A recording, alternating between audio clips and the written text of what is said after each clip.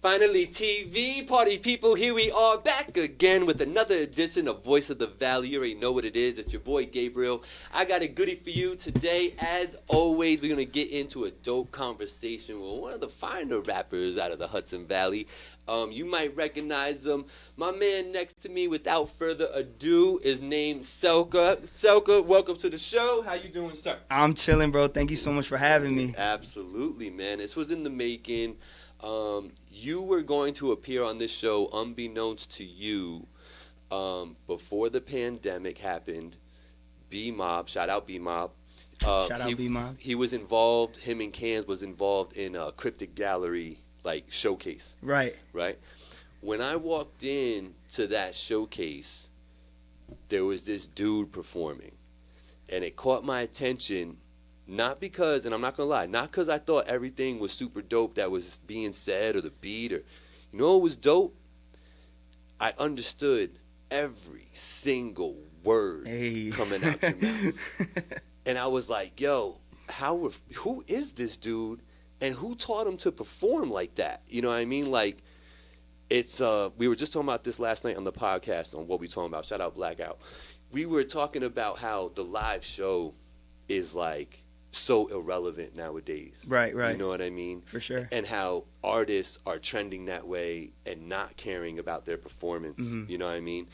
And that night in Cryptic Gallery, you were putting on, bro, like, you know, I didn't mean to take away from the music by saying it's not because I didn't like it. You know, I did like it. Right. But the fact is that you gave me an opportunity to actually hear it. Right. You know, no mumbling. You weren't eating the mic. You know what I'm saying? Yeah. You were speaking to different sides of the crowd, very concise in your words.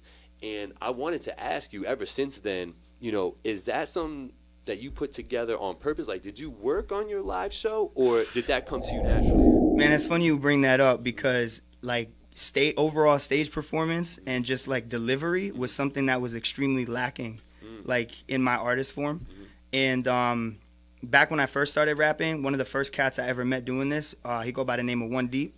One Deep. Yeah, shout out One Deep. That's my mentor. Okay. So when I kind of came to him, you know, I was just this rapper. You know what I mean? Like, I could put together words. I could, you know, do the whole thing. But I never performed. I never recorded when I met him. And I never put together, like, a record that had song structure. So one of the main things that he helped me do was kind of mold stage presence.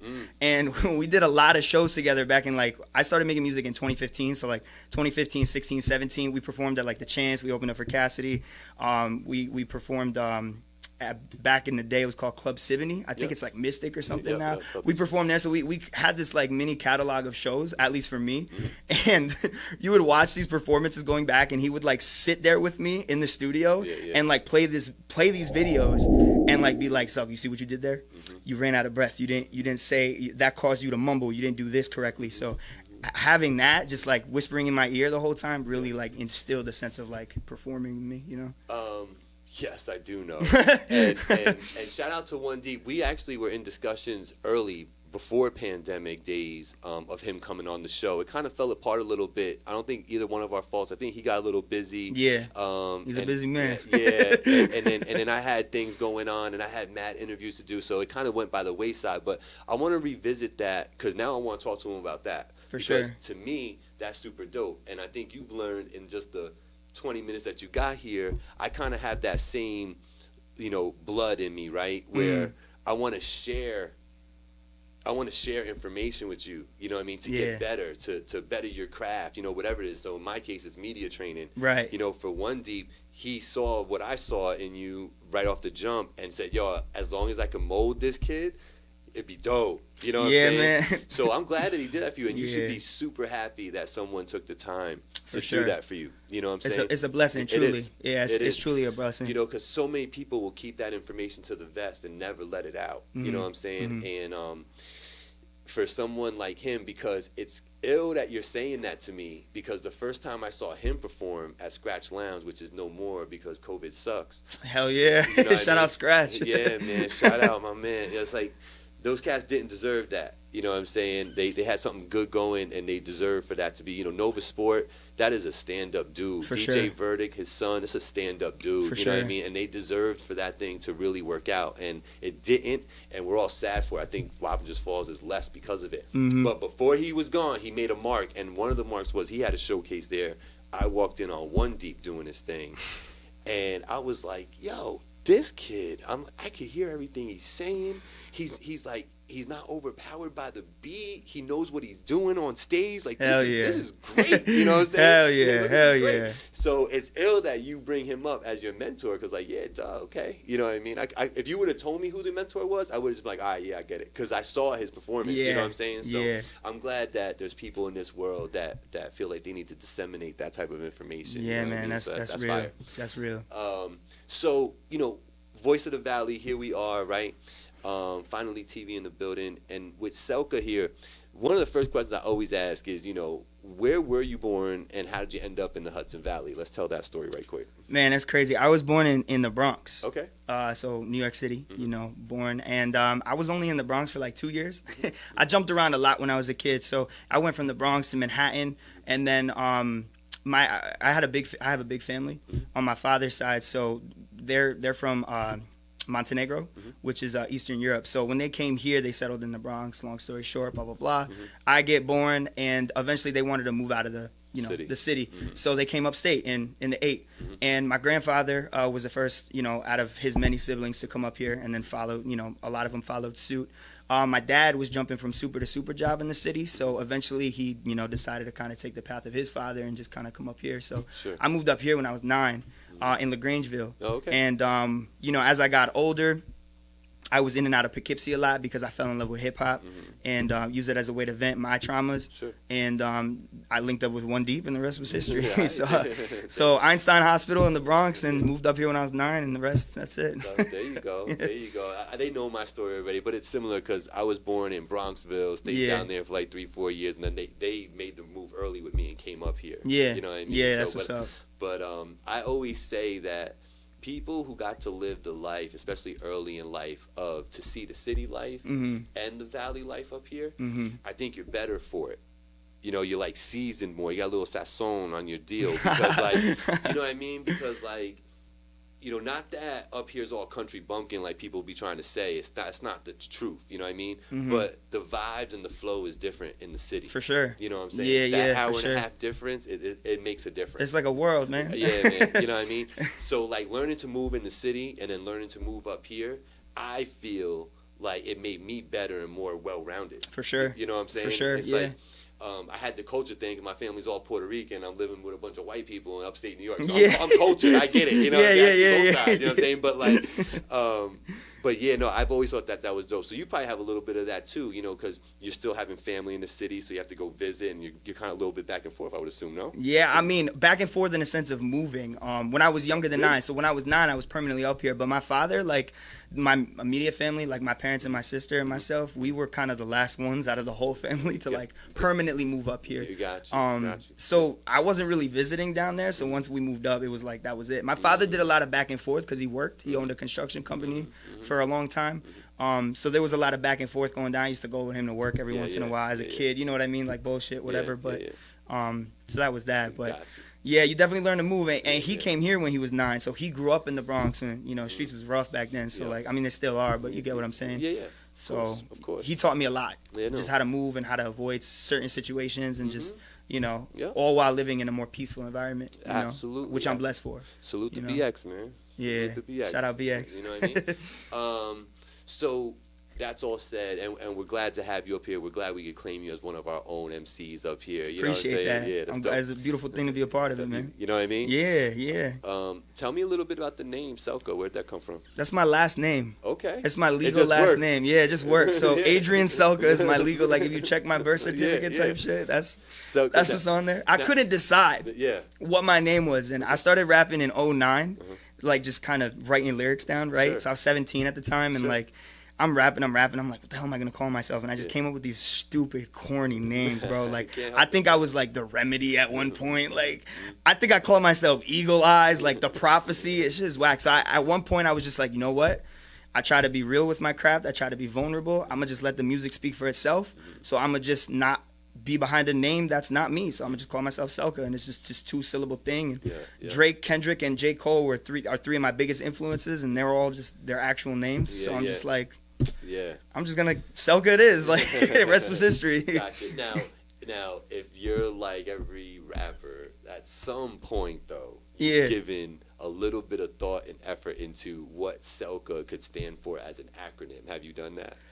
No. You haven't? I have not. Okay. That's actually a good thing. You just inspired me with that. I'm going to go home and start. my rap name back in the day was K-O, right? Okay. So K-A-Y-O. Yeah. And knocking all y'all out. You know what I mean? Like, it had to stand for something else other than knocking. I don't know. Selca, super excellent lyrics. Consistently adapting. Accurate. I don't know, like consistently accurate. There you go. Yeah. Shout out Gabe, man. I'm coming up with acronyms over here. There you go. The inside rapper just won't die on me. You know what I mean? We talked a lot about like just you and you coming up, being in the city, and we talked about music and your stage performances already. But what I want to know is, you know, you said you started rapping at an early age. When did you kind of get inspired by music? Not necessarily wanting to be a rapper, but like you felt like music was the vibe for you. Did that happen at the same time, or? No, you see, what's crazy is like I had this weird phase, right, where like in middle school, you're a kid who's like trying to identify yourself, you know what I mean? And like music was one of those things that helped me, and I really like identify with hip hop. I love what people were rapping about. I love what Kanye was rapping about, what M was rapping about, what Wayne was rapping about. Like that was at T.I. at the time, you know what I mean? And I really was moved by it. But the friend group I was around liked rock music. Yeah. So I had this phase where I was like, man, I'm gonna try rock music because all my friends do it, and I couldn't get into it. I could not do it. I have respect for it. I love it. You know what I mean? Yeah. And I still bump some of it to this day. But like hip hop was always that. It was just a calling for me. And I saw a lot of like domestic abuse in my household growing up, and coming from my culture specifically, just because I identify with, but I know multiple cultures are like this. Sure. It's when you see certain things in that household, you tend not to talk about it because of embarrassment it might bring your family. So I was never allowed to like kind of let that out, you know what I mean? As like I had no ventilation system, so music became that. So I started writing lyrics, and I got inspired, like I said, by those rappers that I mentioned, and then Drake came out, Cole came out, and then that's when I started taking it really seriously. I was like, okay, maybe I should get in a studio, and then I started rapping in front of the people at RPM, which was a rap poetry and music club at Dutchess Community College. Okay, that's where I met One Deep, people like Rich Morris, Jeff Live. Shout out to a lot of those cats. Yeah, and then I just kept going back. I liked the reaction I got. One Deep liked what he saw, and then the rest was history. But that's where it kind of started for me, you know. Got you. Okay. Interesting. That is interesting to me. So, going from there and learning that, music is inspiring to me. I love this hip hop game. Who did you start looking at in the game itself, like real specifically? Like, who did you latch on to the most, you would say, in music? Like not local, like artist wise, definitely the big three. So Drake, Kendrick Lamar, J. Cole, each for individual reasons. As far as like being an MC, definitely Eminem, definitely Lil Wayne. I like Kanye's swag, and then as time progressed and the sound started evolving, and I wanted to like make more mainstream records, I started looking at Tory Lanez. I started looking at Travis Scott. Going back a little bit, Kid Cudi was definitely one of those people. He was an acquired taste, but I really liked his ambiance. And then even more recently, like XXX Tentacion, like he was one of those people that, rest in peace, that I really like was like, whoa, this, saying more but executing it less, Sure. And that kind of leads right into my next question.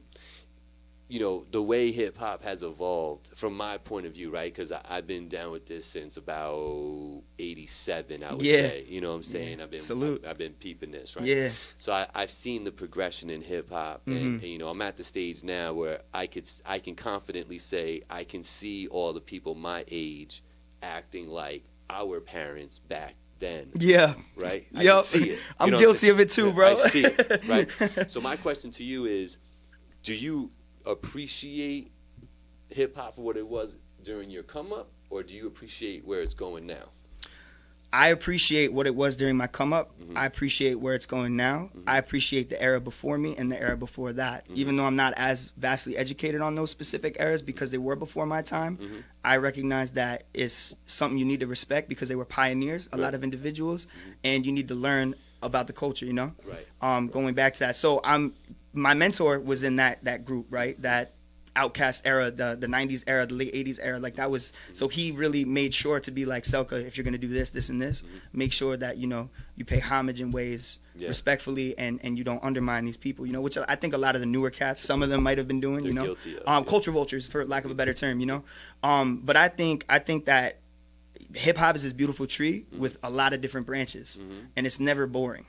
And there's a reason why it's number one in the world. You know, it's a reason why a lot of people gravitate towards it. Correct. There's a reason why a lot of people can fill in their mold, and hip hop is still, relatively speaking, young. You know, so there's still so much room for growth, development, and, you know, ushering new genres, subgenres, you know. I think it's probably the best way to think about it. You know, from that point of view, I think that's probably the healthiest way to look at it, because it'll allow you to grow within yourself and not really worrying about, oh, you like, because sometimes you get caught up in the hate, right? Cause you're like, for oh, sure. It's so whack what they're doing, and if you keep saying how whack that is, when you go do your own thing, you're gonna second guess it. Now you're thinking about, I better make sure this is doper than that whack thing I was doing. You know what I'm saying? And the fact is, there's somebody out there who thinks that what you thought is whack is the flyest joint. Yep. You know what I'm saying? And you're garbage. And then you have other people who just reverse it. You know what I'm saying? Yeah. So like, you can't please everybody. For sure. You know what I'm saying? For sure. So I think that's what hip hop is showing us right now,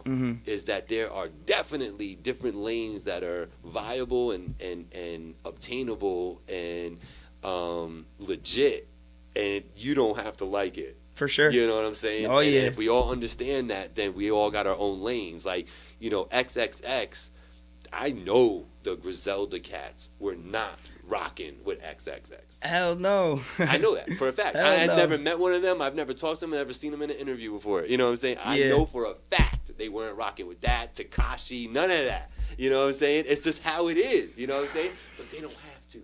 No, they don't. You know what I'm saying? Yeah, that's the thing. They have their own lane, doing their own thing. Shout out Monster. He loves them. So, all right, cool, man. No, it's very refreshing hearing you talk about this stuff. Now, you mentioned One Deep a lot, and you showed up with my boy B-Mob. Yeah. So what's your affiliation? What are you part of, you know, here in the 845? Like, what group do you associate with here? Is there, like, a rap group, a studio you're associated with? Like, what is it? I mean, I'm associated with love, Gabe, in a sense of, like, I love networking. I love connecting with people. I love giving back, you know what I mean, and just helping each other so we can elevate together and get more of an Atlanta mind state, to where we could all put each other on. But directly affiliated with, Quarter to Nine Studios is definitely one of those groups, the media group, the studio group. Cool. B-Mob and I have been close collaborators for a very long time. He was actually one of the people that I watched on stage in high school and like kind of inspired me to be a rapper more locally. You know what I'm saying? So definitely shout out to, you know, him and Sean Rymeth and everybody out there in Q29. Unique, real unique.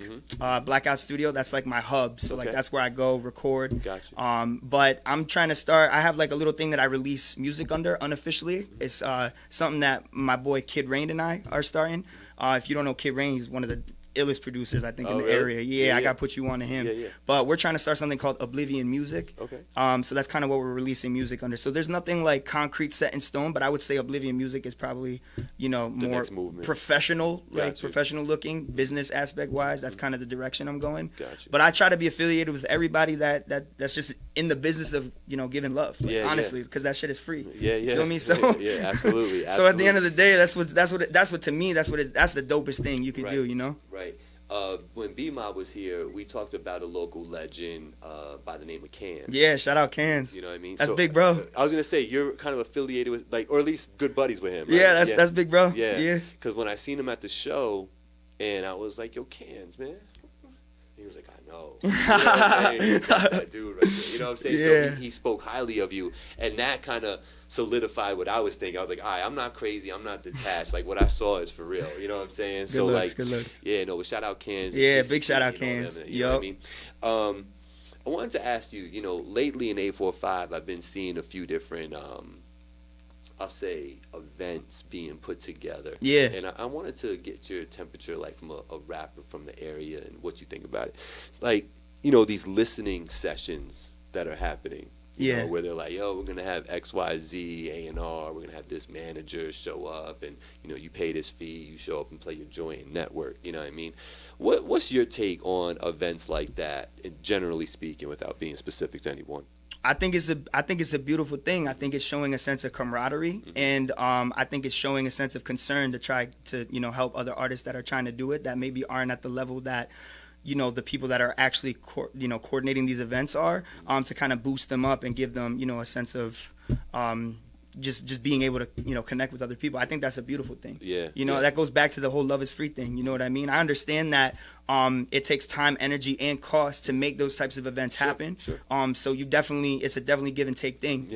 But just the fact that people consider to do it, to open their house, to invite those individuals in and just connect and just vibe out and just have a great freaking time, and you know what I mean, and leave with a whole bunch more followers in your IG. You know what I mean? What's wrong? You know what I mean? I think it's a beautiful thing. Good. I think when egos get involved, it becomes problematic. Sure. Sure. But other than that, it's a beautiful thing. That's dope. Okay, I like it. And then, what's your take? Like, we're kind of talking about the live show and how Blackout and I feel like the live show, like, there's no relevance put on it. God bless you if you can and you do it, but you don't, like, nowadays it seems like you don't even have to. It's more about the vibe at the show and playing the songs that they know, and but what's your real take with that? Like, you taking that to the grave with you? Like, you're going to be a performer no matter what? Or are you starting to see what is going on with performances and the unimportant to be dealt with? I think that live performances are a beautiful thing if you can do them, because that in itself is a vibe. I think a show is something entertaining. Right? You go to a movie theater to watch a movie for entertainment, whatever the genre is. You go to a concert, like Travis Scott is one of these people that throws ridiculous, a ridiculous aesthetic, and he has all these crazy, like, props and whatever, like explosions. Drake is another one of those people, you know what I mean? And it's a show. You get what you pay for. You know what I mean? So I think providing that, whether it's in a live sense, whether it's in a vibe sense, as long as the execution is something that's entertaining and you could give the people when they leave the venue that night with a sense of, like, damn, that was dope, you know what I mean? Then you're doing your job. If they want to listen to the record for what the record is, hit play on Apple Music in your car, bro. You're not showing up a show to listen to what you could do every day outside by yourself, you feel me? So I think it really comes down to the vibe, and if that's live performing, that's cool. I know there's certain songs that I do, getting into this newer mainstream stuff that I'm personally working on, that I can't do live yet. You know what I'm saying? Outside of the rapping stuff. The rapping stuff is something I hone. That's where I started. That's what I can do live, and people love it. That's cool. But when I'm trying to sell out arenas, you're gonna lose breath every once in a while. So would you rather see some crazy stuff jumping up and down, you know what I mean, maybe with the song playing in the background, or me standing still just rapping, you know what I mean? It's on preference at that point. But I think it's all based off the vibe and just making the people leave with a sense of, like, amazement afterwards. I feel you 100%. What I'd like you to do now is just look into the camera, bro, and let the people know where they can find you, how they can follow you, how you want them to support you, where they get your music, all that. Let them know. Yeah, for sure. I go by the name of Selca, obviously. My handle for everything is Selca with an 845 at the end of it, so Selca 845. I'm on Apple Music, Tidal, Deezer, wherever you can stream music, I'm there. SoundCloud, Audio Mac, YouTube, anywhere and everywhere, man. IG, Twitter, Facebook, the usual handle. TikTok even.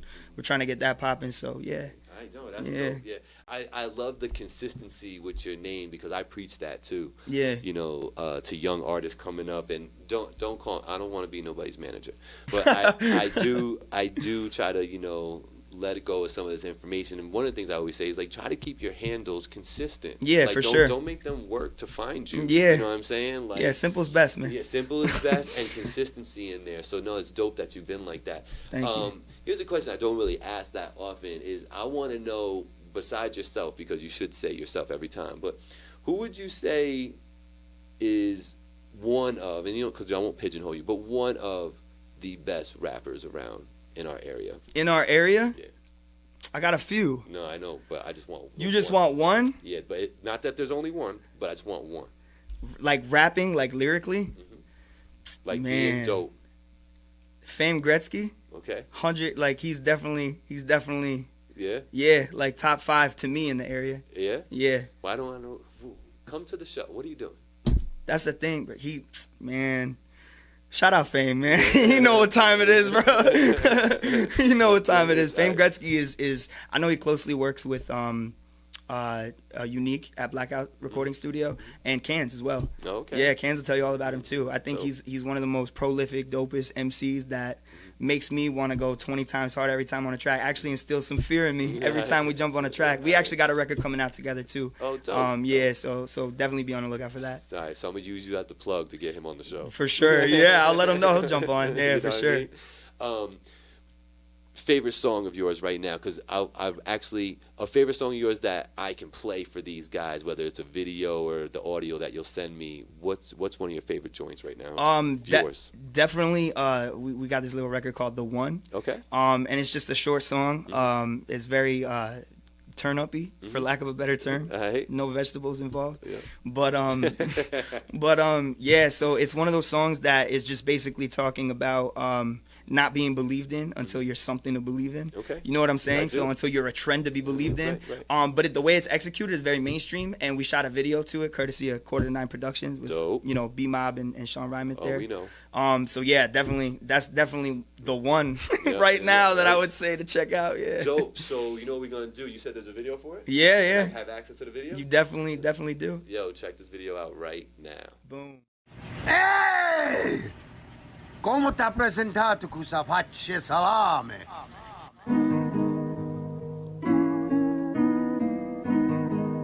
Yeah. We talk about the GOAT here, the greatest of all time, Jordan. And you running your mouth, so you gonna be the one-on-one. I'm gonna be the one. They gon' feel it when the day is coming, see them run.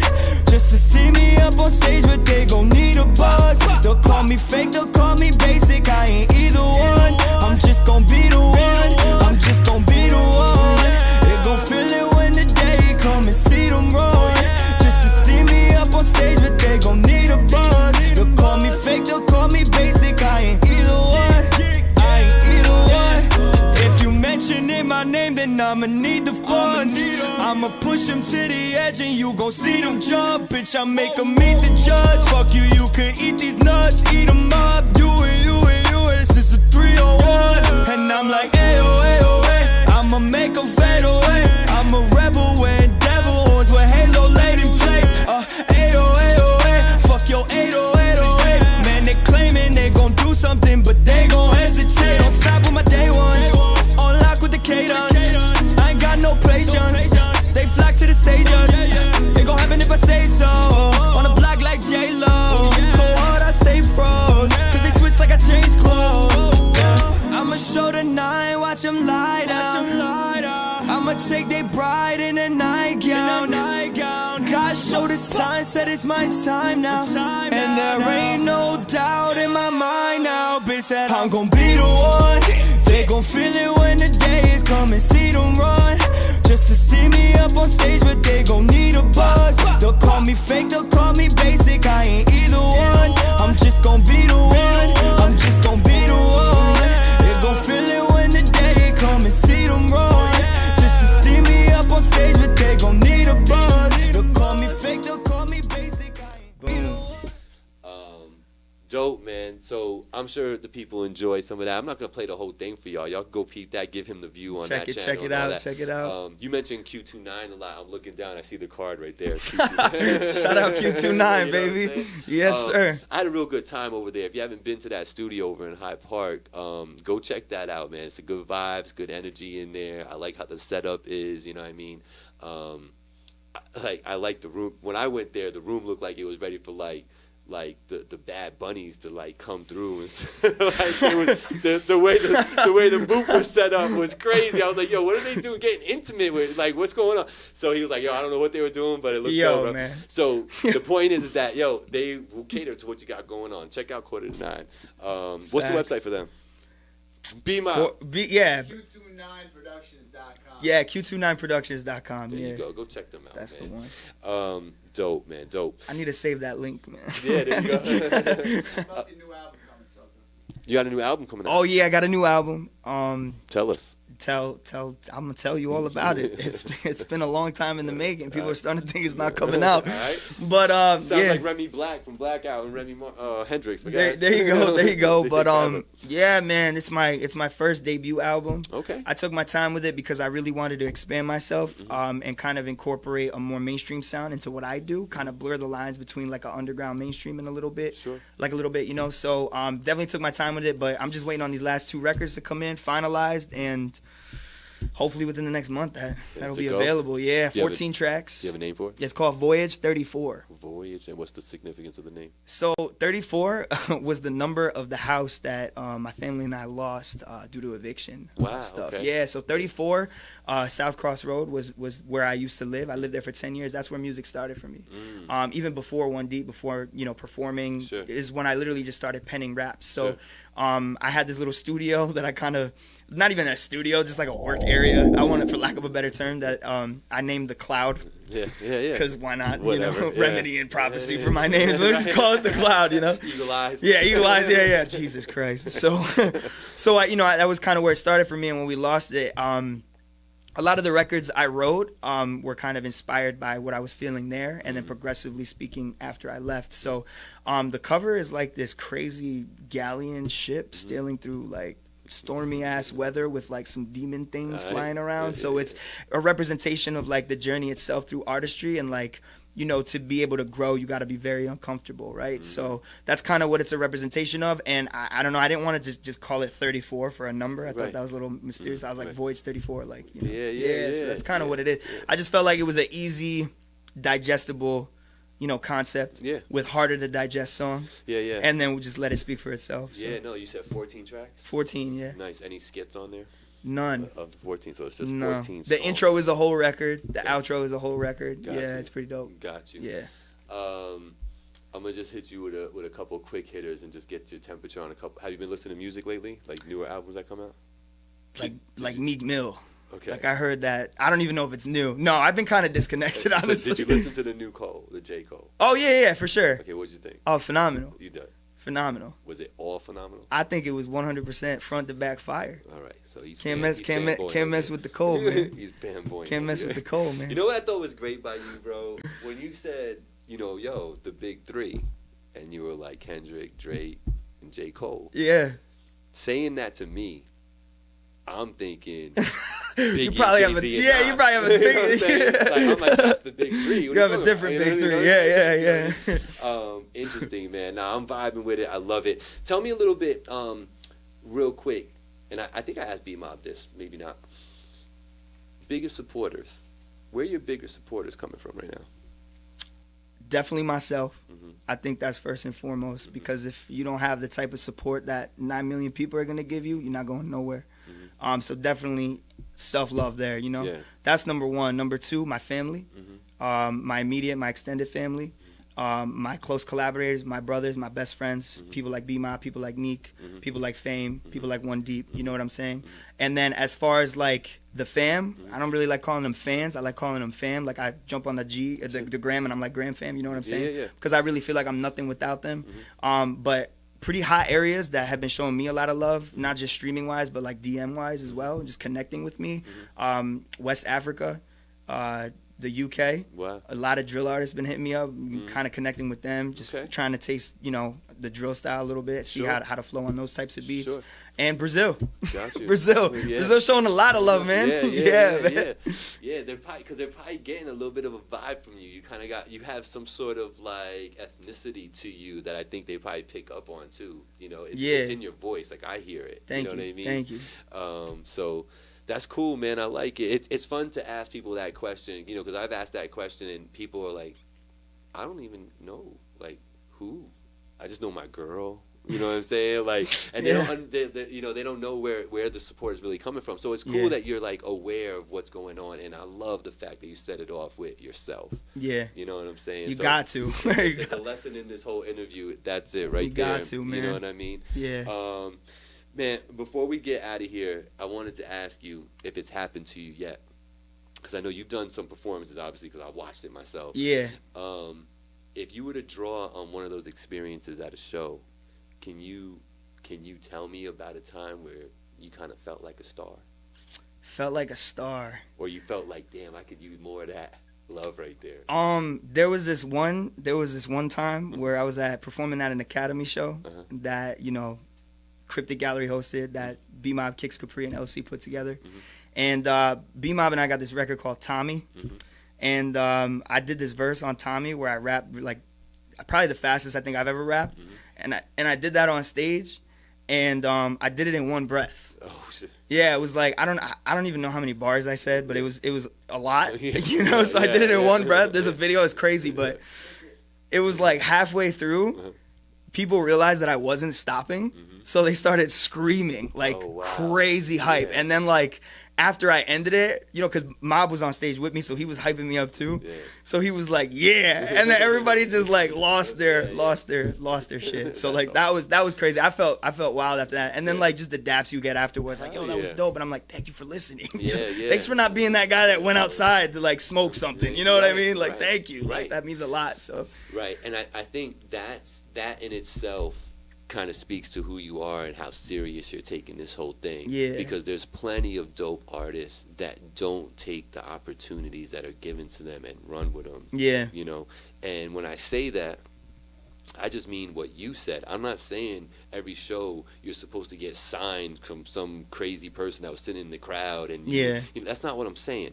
What I'm saying is what you just said. You take it seriously, and you will get the real fans who will come to you and be like, yo, thanks, bro. For sure. You know what I mean? And if you're like me and you're a little bit like me, that means a lot to you. Yeah, it does. You know what I'm saying? It does. So, no, kudos to you, man. I'm telling you, I was looking forward to this interview, and now I know why. So thank you, bro. I you. appreciate you. No, Love, man. Thanks for making the show dope. You know, I hope you guys enjoyed a little bit different questions today and all that good stuff. I had to switch it up for my boy. But no, it was a pleasure having you, and I wish you all the success. Now, when this album comes out, Voyage 34, you're going to let me know. You're going to tag me in the post. For and sure. all that. You know what I mean? I'd love for you to make sure that I know it's there, because I want to end up, like, reviewing it. Oh, boy. Yeah, man. You know I'd be honored. Thank you. Yeah, Thank it'd be dope. And then, you know, depending on how that goes, you know, we can come back here and, you know, we could really like break down the album, because I feel like from what you said, there's going to be a lot of digesting that needs to happen for it to be fully understood. So to give you a platform to just sit here and talk about song for song, like what was going on there, I think that would be super dope. Even if we pick like the pinnacle songs in your mind, like, yo, this, and this. You know what I'm saying? I'll explain this. For sure. I think that would be super fire. I think that'd be... You know what I'm saying? Yeah. So I'll have you come back. Lost for words. I appreciate that. Thank you, man. For real. No. No, refreshing MC from the 845. Loving them. So make sure you check out Selca 845 everywhere. Instagram, Facebook, YouTube. You got SoundCloud. You got Apple Music. Everywhere. All that stuff. So make sure you check it out. I know I had it on the screen somewhere at some point during this interview, so don't front like you didn't know. But I do appreciate y'all watching. I do appreciate you coming through. I appreciate you bringing my boy B-Mob. Shout out B-Mob. Shout out B-Mob. It's always a pleasure when I see the dude. He's a fun dude. So for Selca, for B-Mob, Q29, everybody else, 845, it's Finally TV. It's Gabriel. We out. We out. Love.